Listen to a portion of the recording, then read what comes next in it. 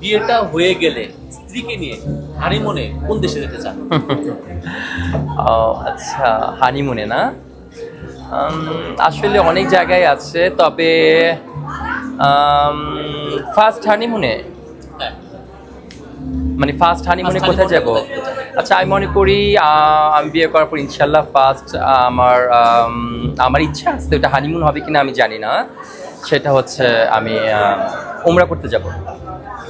সবাই তো আসলে ব্যাংকক, থাইল্যান্ড, পাতায়া এইসব জায়গায় যেতে চায়, দুবাই যেতে চায়। আপনি মানে উমরা কেন? Difference idea. আসলে এটা আমার কাছে ভালো লাগে, কারণ এই সমস্ত দেশে গিয়েছি। তো এখন দেখা যায় যে একটা ভালো কাজে গেলে দেখা যাবে যে আমার ওইটা একটা সফরটা অনেক সুন্দর হয়ে যাবে। মানে আমার কাছে মনে হয় আমার অনেক শান্তি লাগবে, এবং আম, এটা দুজনের জন্যই আমার কাছে মনে হয় এটা অনেক সবচেয়ে ভালো একটা কাজ হবে। এটা দেখা যাবে ঘোরাও হয়ে যাবে, আমার উমরাটাও করা হয়ে গেল। আমার কাছে আমার একটা ড্রিম। তারপর আমি সেকেন্ড টাইম হচ্ছে যে কোনো দেশে পরে ভাববো, কিন্তু প্রথমে এটা আছে যে আমি উমরাতে যাবো ইনশাল্লাহ।